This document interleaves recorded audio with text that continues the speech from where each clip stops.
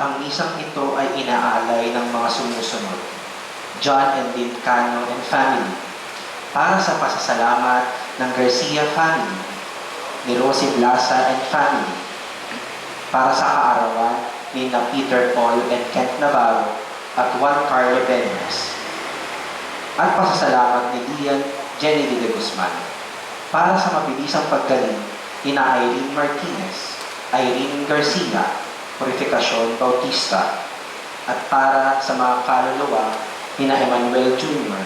and Sr., Benedicto and CJ Navarro, Captain Abelardo and Dr. Ofelia Garcia, Angela Barrero, Manuel Aranillo, Lamberto and Betty Sadcal, Wally Blasa, at ni Juan Miguel Peñas.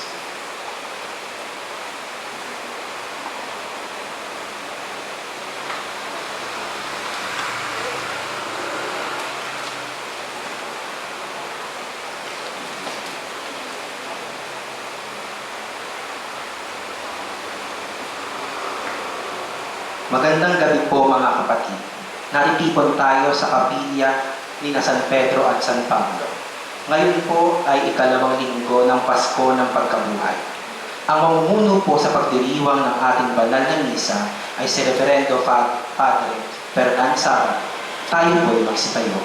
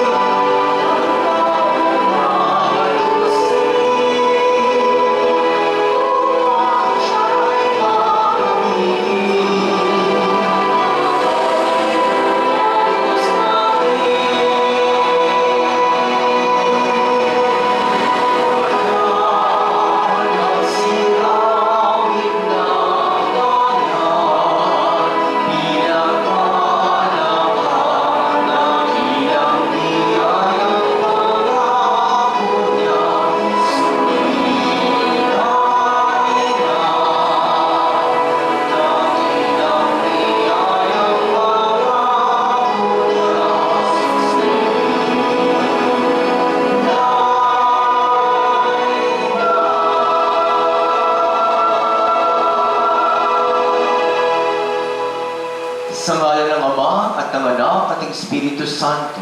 Amen.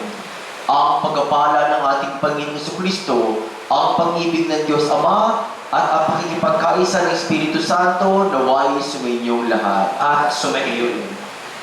Happy Easter po sa lahat. Happy Easter po, Father. At ngayon po ay ikalawang linggo ng Pasko ng Pagkabuhay na tinatawag din po ng Linggo ng Banal na Awa o Divine Mercy Sunday. Dahil sa awa ng Diyos, tayo naligtas. Mga kapatid, aminin natin ang ating mga kasalanan upang tayo maging marapat na gumanap sa banal na pagdiriwang. Inaamin ko sa makapangyarihang Diyos at sa inyo mga kapatid, na lubha akong nagkasala sa isip, sa salita at sa gawa, at sa aking pagkukulang. Kaya isinasamo ko sa mahal na Birheng Maria, sa lahat ng mga anghel at mga banal, at sa inyo mga kapatid, na ako'y panalangin sa Panginoong ating Diyos. Kaawaan tayo ng makapangyarihang Diyos, patawarin tayo sa ating mga kasalanan, patubayan tayo sa buhay na walang hanggan. Amen. Panginoon, kaawaan mo kami. Panginoon, kaawaan mo kami. Kristo, kaawaan mo kami. Kristo, kaawaan mo kami. Panginoon, kaawaan mo kami. Panginoon, kaawaan mo kami.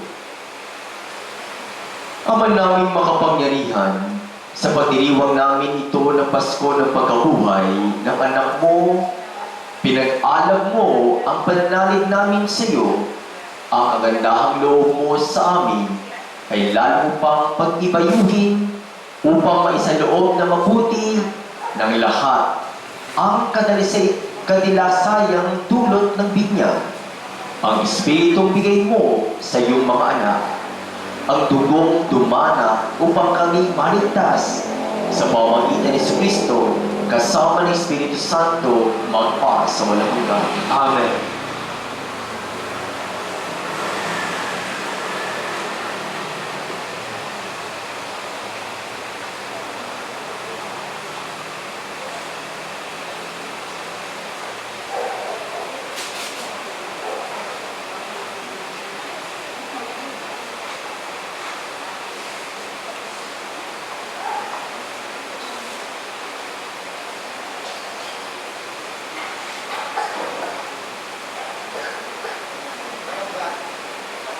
Pagbasa mula sa mga gawa ng mga apostol.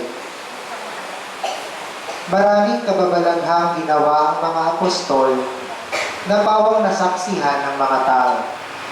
Nagtitipon-tipon sa portiko ni Solomon ang lahat ng sumasampalataya. Hindi nangahas na makisama sa kanila ang mga di sumasampalataya. Gayunmay, puring-puri sila ng mga tao. Subalit, parami ang lalaki at babaeng nananalig sa Panginoon.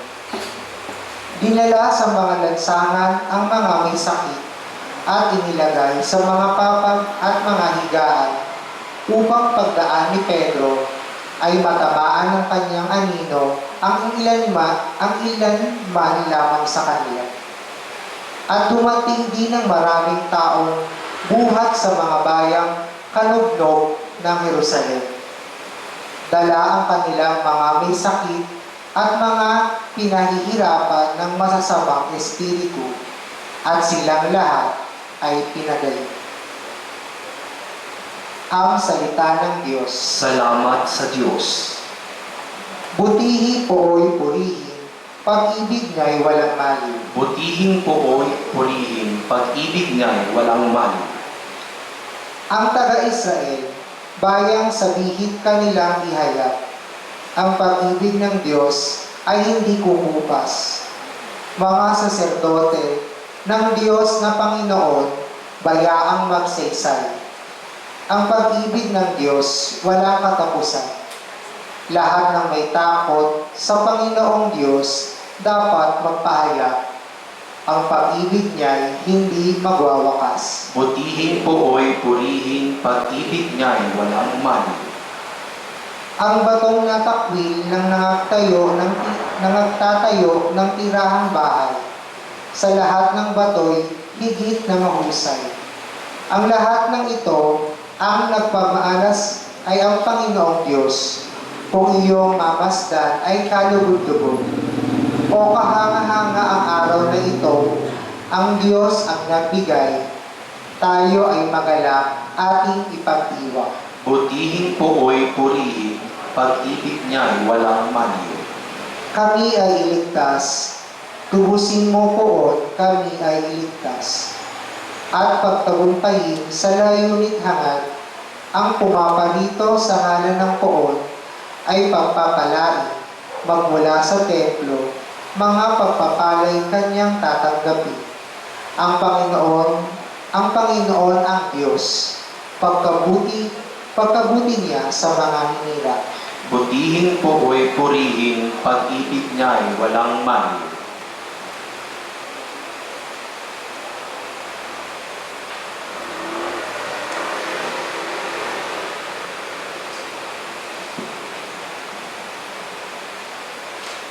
Ikalawang pagbasa. Pagbasa mula sa aklat ng pahayag.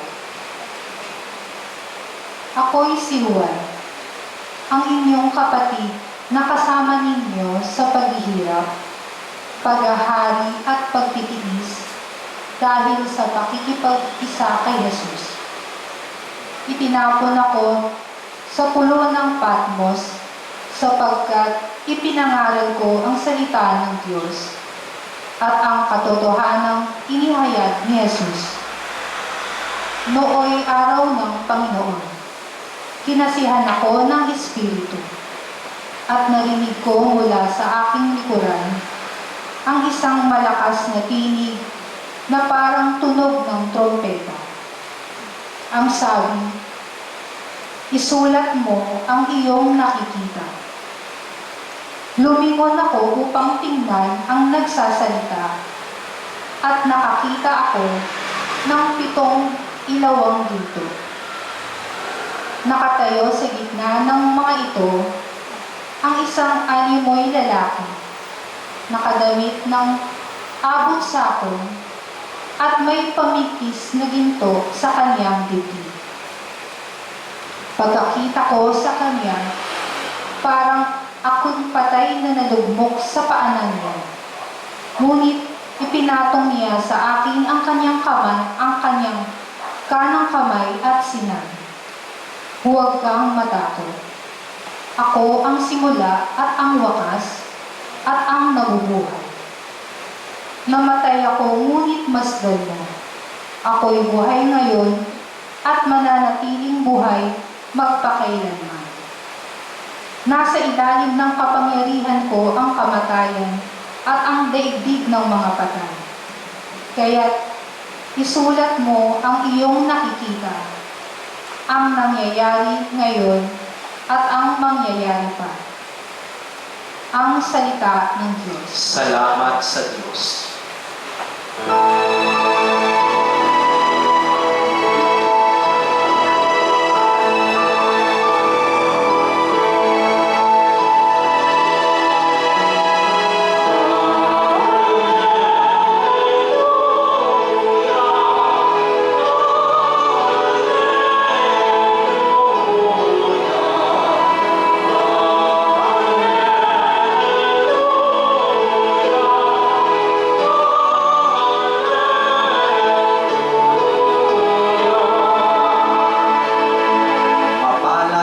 Maligaya ang sumasampalataya sa di nakita ng mata.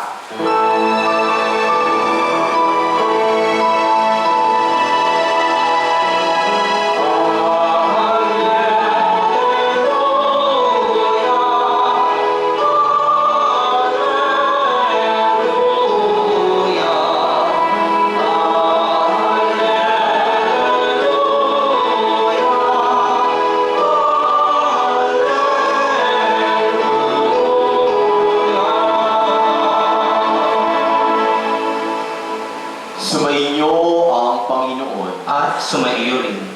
Ang mabuting balita ng Panginoon ayon kay San Juan. Papuri sa iyo, Panginoon.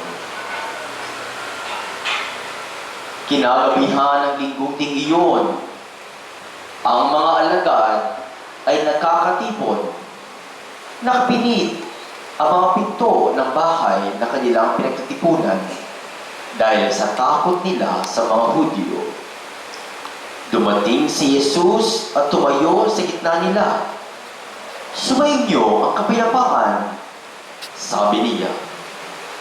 Pagkasabi nito, ipinakita niya ang kanyang mga kamay at ang kanyang tagiliran. Tuwang-tuwa ang mga alagad nang makita ang Panginoon. Sinabi naman ni Jesus, sumainyo ang kapayapaan. Kung paanong sinugo ako ng Ama, gayon din naman, sinusugo ko kayo. Pagkatapos, sila'y hiningahan niya at sinabi, tanggapin ninyo ang Espiritu Santo. Ang patawarin ninyo sa kanilang mga kasalanan ay pinatawad na nga. Ang hindi ninyo patawarin ay hindi nga pinatawad. Ngunit si Tomas, na tinaguri ang kambal, isa sa 12, ay wala roon nung dumating si Jesus. Kaya't sinabi sa kanya ng ibang alagad, nakita namin ang Panginoon. Sumagot si Tomas, hindi ako maniniwala hanggang di ko nakikita ang butas ng mga pako sa kanyang mga kamay at naisusuot dito ang aking daliri at hanggat hindi ko naipapasok ang aking kamay sa kanyang tagiliran. Pagkalipas ang 8 araw, muling nagkatipon sa loob ng bahay ang mga alagad. Kasama nila si Tomas. Nakapilit ang mga pinto, ngunit pumasok si Jesus at tumayo sa gitna nila. Sinabi niya, "Sumainyo ang kapayapaan." Tsaka sinabi kay Tomas, "Tingnan mo ang aking mga kamay at ilapit dito ang iyong daliri. Ipasok mo ang iyong kamay sa aking tagiliran. Huwag ka na mag-alinlangan. Maniwala ka na." Sumagot si Tomas, "Panginoon ko at Diyos ko." Sinabi sa kanya ni Jesus, "Naniniwala ka na ba sapagkat nakita mo ako? Mapalad ang mga naniniwala kahit hindi nila ako nakita." Marami pang kababalaghang ginawa si Jesus na nasaksihan ng mga alagad. Ngunit hindi natatala sa aklat na ito. Ang mga natatala rito ay sinulat upang sumampalataya kayong na si Jesus ang Mesiyas, ang anak ng Diyos. At sa gayoy, magkaroon kayo ng buhay sa pamagitan niya.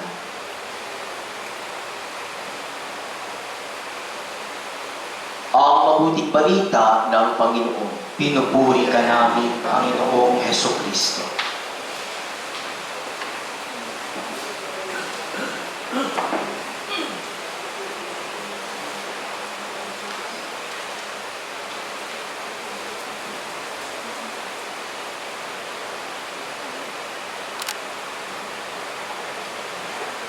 Dalawang linggo na Pasko ng Pagkabuhay na siyang kilala as Divine Mercy Sunday. Mga kapatid,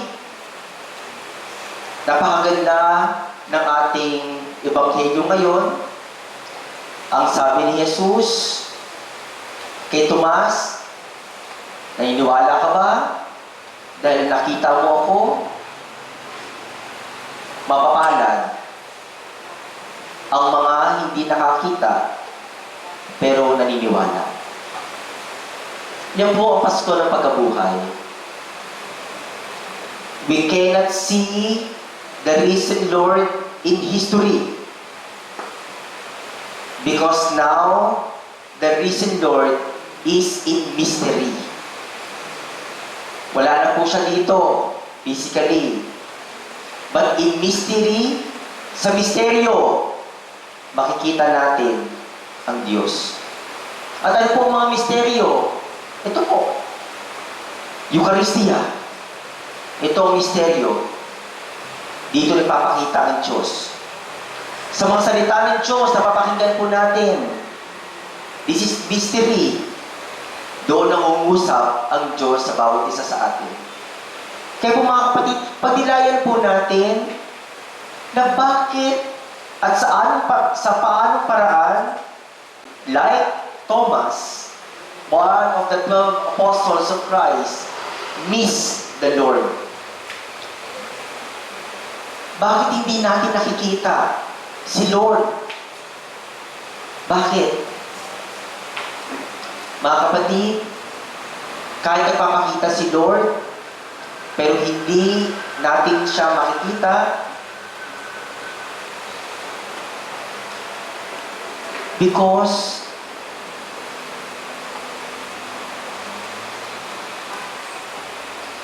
we choose darkness rather than light.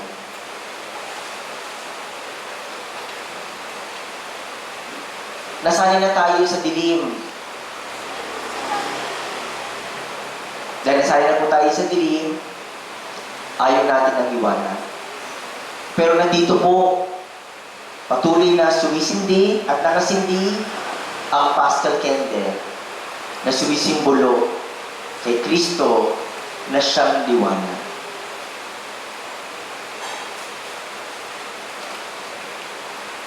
At paano natin hindi makikita ang Diyos? If we go away, sabi mo nga, go away. Ay pakisabi po, if I go away. Ay, pakisabi po, if I go away. Ayan, salamat. Okay, akala ko, hindi pa Pasko ng pagkabuhay. Akala ko Good Friday pa dito. Easter Sunday na po. Okay? If we go away, hindi natin talaga makikita si Lord. Kagaya ni Tomas. Wala siya doon. Bakit wala siya doon? Marahil, alam niya na ang naghudas sa grupo ay si Judas. At medyo matikas na Pedro, 3 beses dininay ang Panginoon. Kaya naman lumayo si Tomas. He went away. O marahil, nahihiya din siya sapagkat wala siya doon noong nakapako sa krus ang kanyang kaibigan, ang kanyang master. Yes, my dear friends, if we go away, we cannot see the Lord. Marahil, napakinggan na po natin ito. Ay, may pang magisimba. Lahat naman ang nagisimba, mga makasalanan. Okay? Yung mga napupunta sa simbahan, makasalanan, ba't makapupunta dyan? Pati pare, makasalanan. At, pangalawa, ako makasalanan, kaya di na ako magisimba dyan. Ito yung mga napapakinggan natin excuses. Excuse of being away from the Lord. Ay, hindi ako pupunta dyan, dami makasalanan dyan. Pero come to think of it, pwede ba natin sabihin sa isang malusog or matabang tao na pumunta sa gym, pwede ba natin ipahiyain, hindi ka pwede dito kasi mataba ka. Kaya nga pumunta si kuya ng mataba dahil gusto niya magpapayat sa gym. Hindi porke nasa loob tayo ng simbahan, banal na tayo. Yun nga po mas kailangan natin ng Diyos, kaya dapat pumasok tayo sa simbahan. Huwag tayong lumayo sa Diyos dahil sa mga Judas. Amen? Yan. Talagang hindi natin makikita si Lord kasi nakafocus tayo sa mga Judas. Titigan mo katabi mo. Hindi Judas yan. Okay? So, huwag po tayo lalayo, sa palagay nyo, okay. Ang tubig na may isda, ano mangyayari sa tubig? Wala. Pero, ang isda na wala sa tubig, ano mangyayari sa isda? Ang puno na nakatanim sa lupa, anong mangyayari sa lupa? Wala. Pero kung ang puno nakatanim sa lupa, ano mangyayari sa puno? At kung wala ang puno sa lupa, ano mangyayari sa puno? Kung ang Diyos ay merong tao, ano mangyayari sa Diyos? Wala. Pero kung ang tao ay walang Diyos, ano mangyayari sa tao? And that's my point. Huwag tayong lumayo. Let's not go away. Sabi nga ni Pope Francis na siyang ating pinag-aarasal dahil sa kanyang kamatayan, the church is not a museum of saints, but a hospital of sinners. Ang simbahan po ay hindi museum ng mga banal. Bagkus, ang simbahan ay hospital ng mga makasalanan. I hope hindi tayo makarinig na, ay, hindi ako pupunta dyan. Kasi mga nasa simbahan, mga makasalanan. At I hope, hindi rin tayo makakarinig na sinasabing ayaw natin pumunta sa simbahan kasi makasalanan tayo. Kailangan natin ng Diyos. Pangalawa, hindi talaga natin makikita si Lord. Kagaya ni Tomas, if we go alone. Sabi mo nga, go alone. Go alone. Ayan. Mag-isa ka.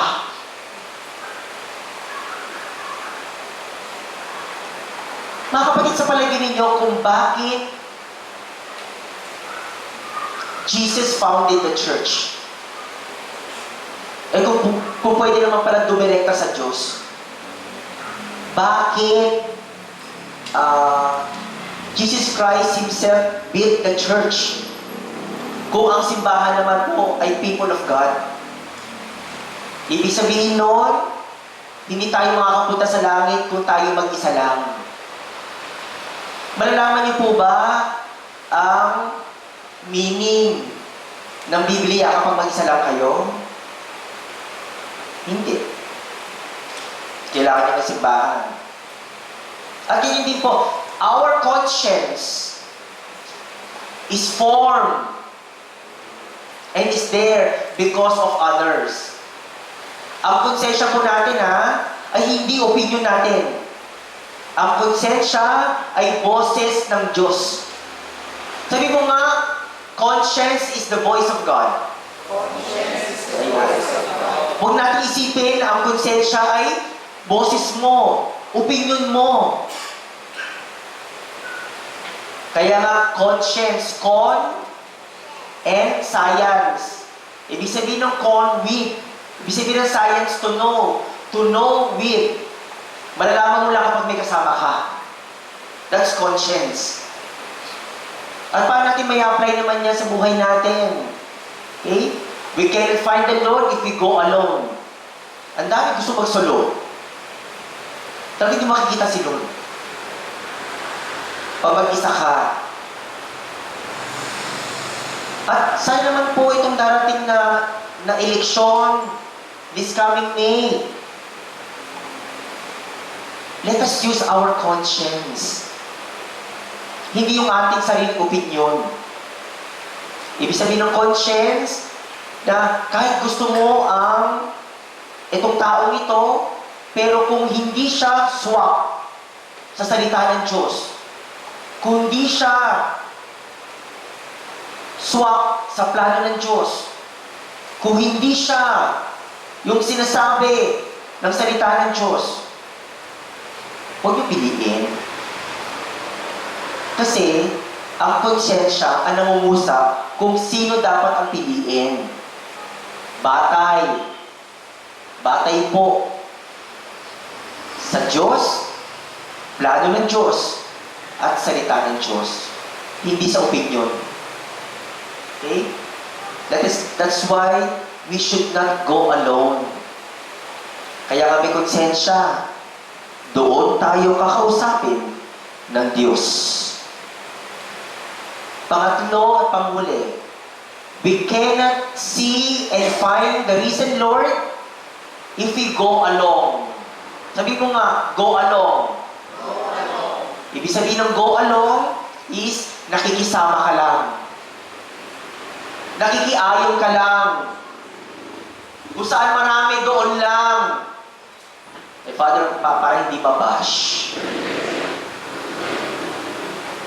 Hindi po yun.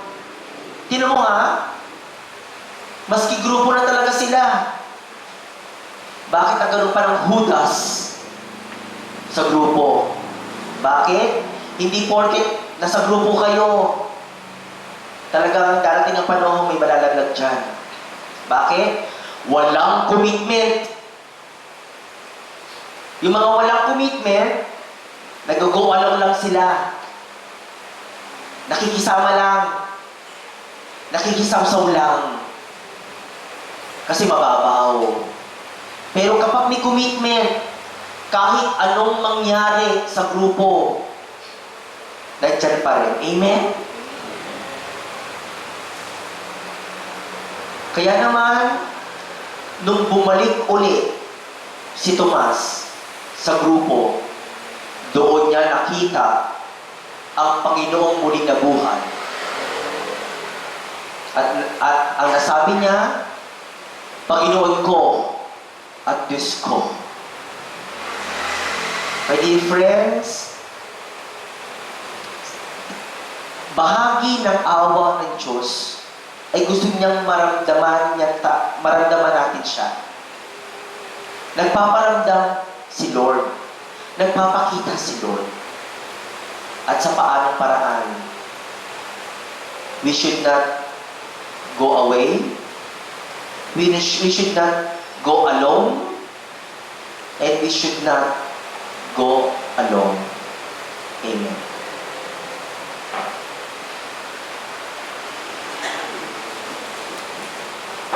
Pahayag natin ang pananampalataya. Sumasampalataya ako Sa Diyos amang makapangyarihan sa lahat, na may gawa ng langit at lupa. Sumasampalataya ako kay Jesucristo, iisang anak ng Diyos, Panginoon nating lahat. Nagkataong tao siya lang ng Espiritu Santo. Pinanganak ni Santa Maria Virgen. Pinagpakasakit ni Poncio Pilato.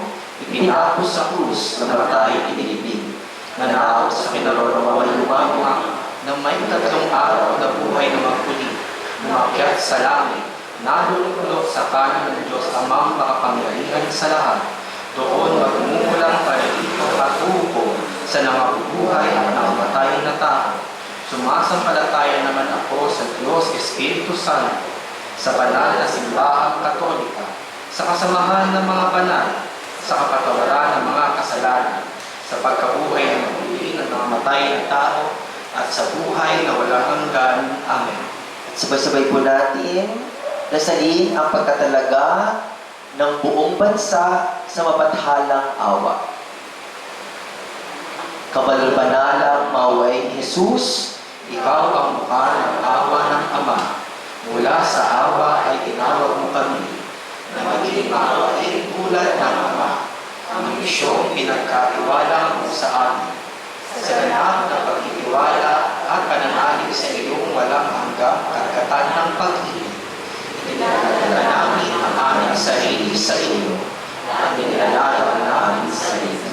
sa ilalim ng pag-iingat ng iyong mawawang paningan. Pinagkakaisa namin ang aming sarili sa iyong ganap na pag-aalay, kaisa ng Espiritu Santo, patungo sa Ama, upang kami ay ganap na panipag sa iyong Ama. Maawa ka sa amin dahil sa digmaan ng mga bansa at sa mga lakot, tutulong sa bawat isa sa amin. Maawa ka sa amin sa malawakang pagkakasala laban sa katotohanan at sa mga karumal-uman na kasalanan laban sa katalungan at pagkakapatiran ng sangkatauhan. Maawa ka sa amin sa mga kapastaan na ginawa laban sa iyong mapaghalang awa at sa kasulang-sulang na pag-iba sa mahihina at nahihirap. Maawa ka sa amin sa mga pag-abuso sa lahat ng tao, mga kasalanan laban sa buhay, pag-ibig at pamilya. Tulungan mo kami, O Panginoon, Na mapamalas namin ang iyong awa sa aming kapwa. ingatan mo kami, nang sa oras ng pagsubok ay di kami mawalan ng pag-asa. Kundi po sa pagkakatiwala, pagsakop sa kami sa iyong mahal na kalooban. Gawin mo kami kasamaan at pagkasama, lalo sa mga nawalan ng pag-asa at hindi nagtitiwala sa iyong awa. Naway makilala ng lahat ng tao ang iyong hindi masukat na awa magtiwala sa iyong awa at walagin ang iyong awa magpasawalang. Jesus, atin ang awa, kami nananalig sa iyo. Kami iyon ang lubos. Amen. Amen.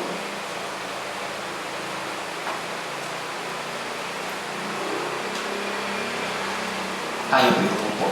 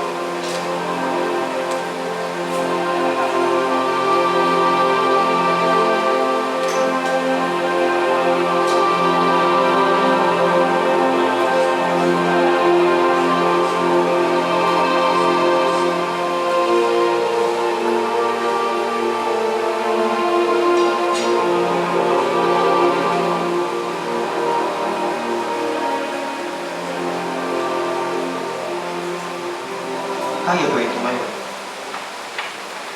Manalangin kayo mga kapatid upang ang paghahain natin ay kalugdan ng Diyos amang makapangyarihan. Tanggapin nawa ng Panginoon itong paghahain sa iyong mga kamay, sa kapurihan niya at karangalan, sa ating kapakinabangan at sa buong sambayanan niyang banal.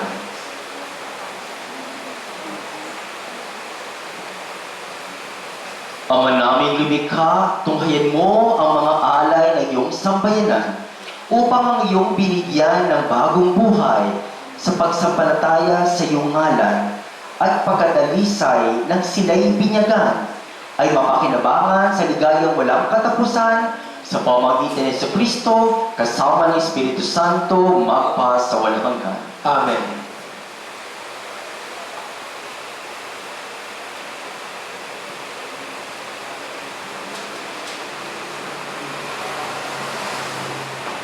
Sumainyo ang Panginoon. At sumaiyo rin. Itaas sa Diyos ang iyong puso at diwa. Itinaas na namin sa Panginoon. Pasalamatan natin ang Panginoong ating Diyos. Marapat na siya ay pasalamatan. Ama naming makapangyarihan, tunay ngang marapat na ikay aming pasalamatan, lalo ngayong pinagdiriwang ang paghahain ng Mesiyas, ang maamong tupad na tumubo sa aming lahat.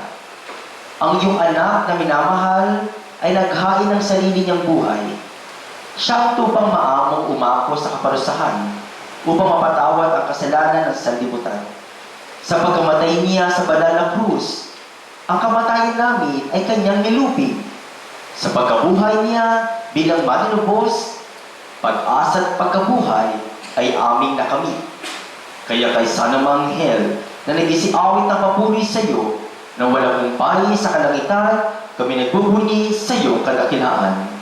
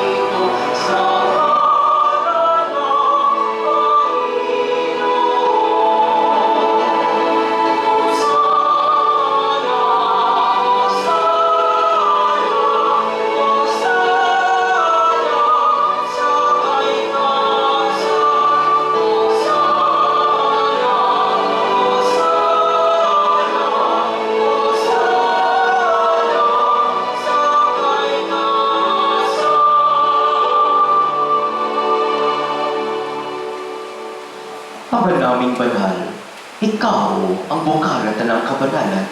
Kaya't sa pamagitan ng Espiritu, gawin mo banal ang mga kaloob na ito upang para sa amin maging katawan at dugo ng aming Panginoong Hesukristo.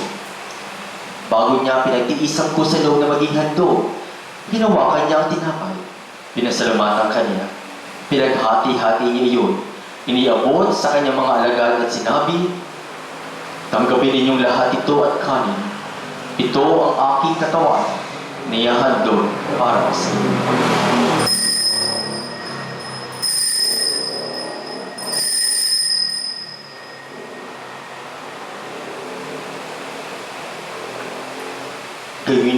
Gayon din naman nung matapos ang hapunan, hinawakan niya ang kalis. Muli kanyang pinasalamatan. Iniabot ang kalis sa kanyang mga alagad at sinabi, "Tanggapin ninyong lahat ito at inumin. Ito ang kalis ng aking dugo, ng bawat walang hanggang tipan.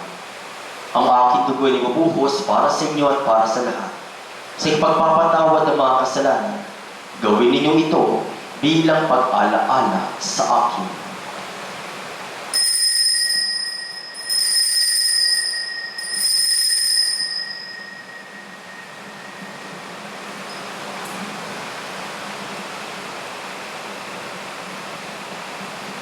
Ipagbunyi natin ang misteryo ng pananampalataya. Manatiling nakaluhod.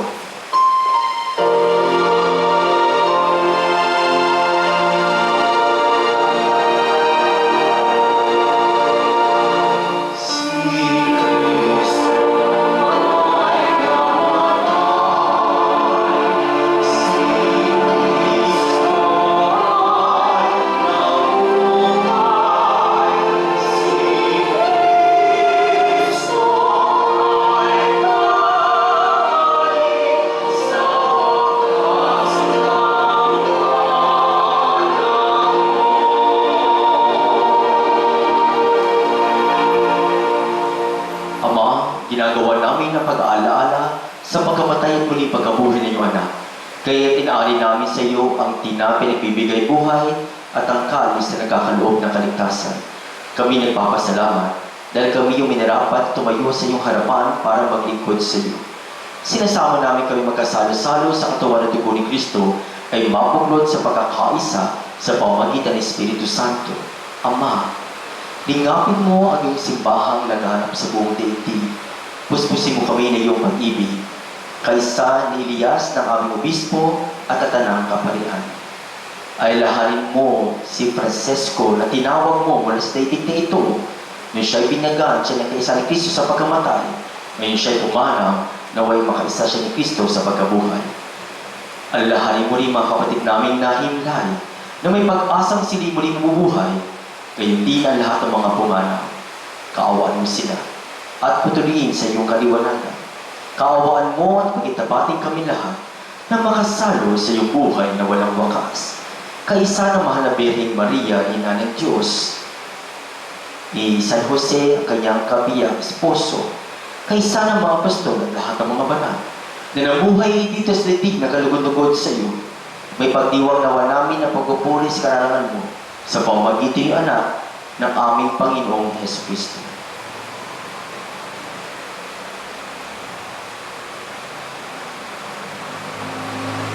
Sa pamamagitan ni Kristo, kasama niya at sa Kanya, ang lahat ng parangal at papuri sa iyo, Diyos Amang makapangyarihan, kasama ng Espiritu Santo, mapa sa walang hanggan.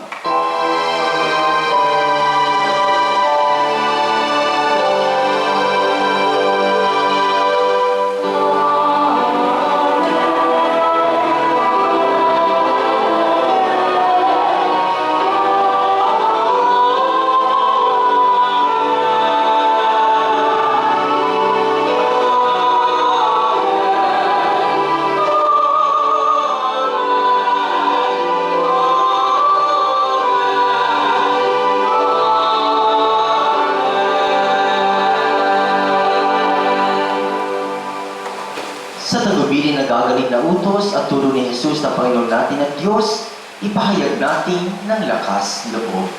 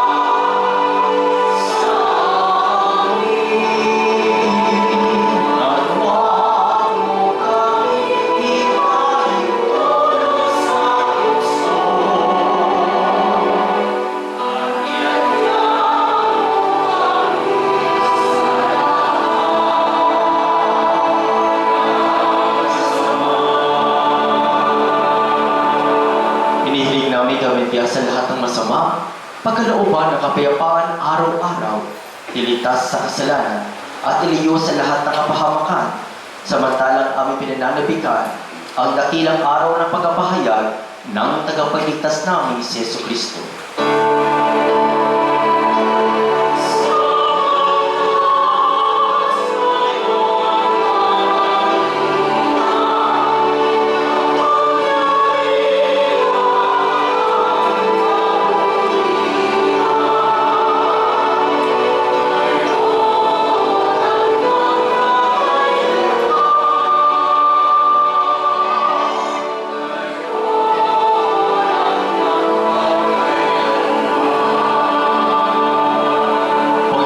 Kristo, sinabi mo sa iyong mga apostol, kapayapaan ang iniwan ko sa inyo, ang aking kapayapaan ay binibigay ko sa inyo. Tunghayan mo ang aming pananampalataya at huwag ang aming pagkakasala. Pagkalooban mo kami ng kapayapaan at pagkakaisa ayon sa iyong kalooban, kasama ng Espiritu Santo magpa sa walang hanggan. Amen. Ang kapayapaan ng Panginoon ay laging sumainyo At sumaiyo rin. Magbigayan kayo ng kapayapaan sa isa't isa.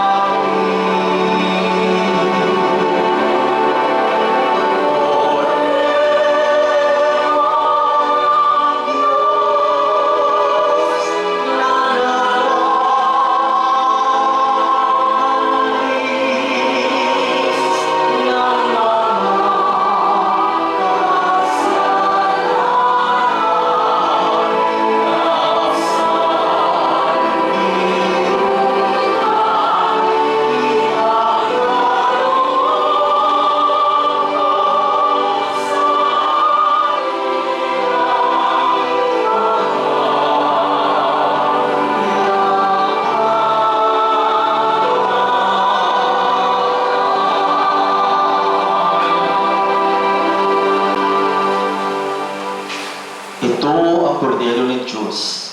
Ito ang nag-aalis ng mga kasalanan ng sanlibutan.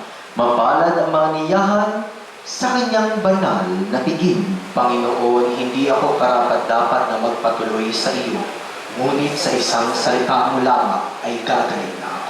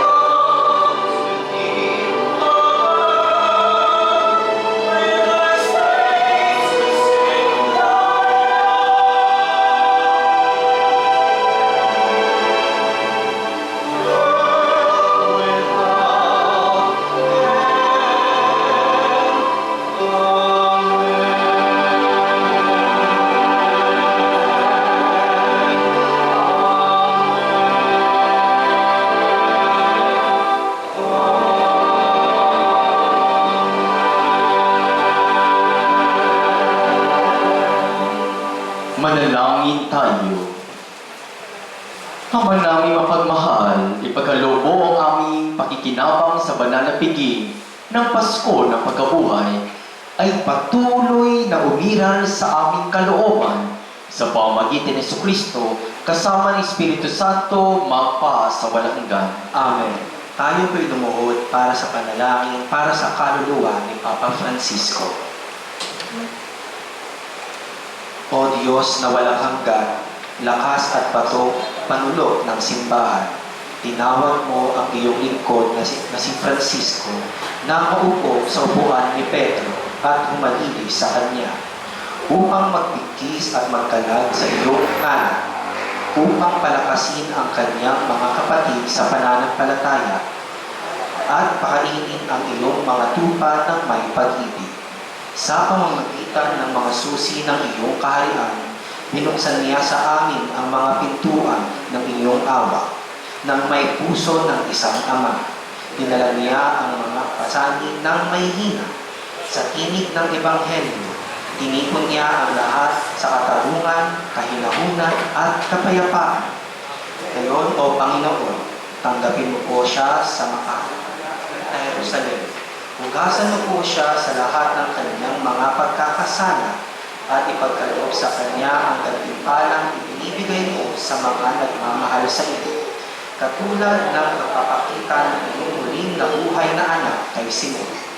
Ipakita niya ba sa kanya ng dakilang manunubos ang kanyang mukha na pinaglingkuran niya ng may buong pagmamahal at katapatan.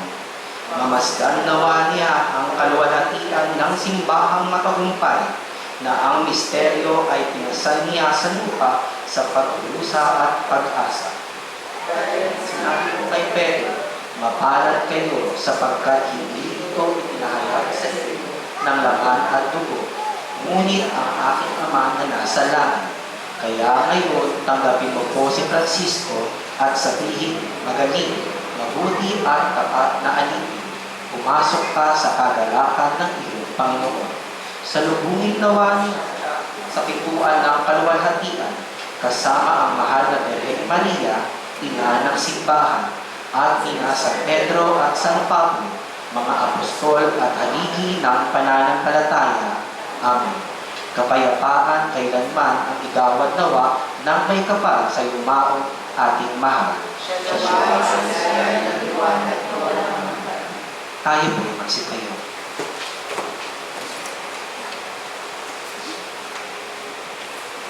Sumainyo ang Panginoon. At sumaiyo rin.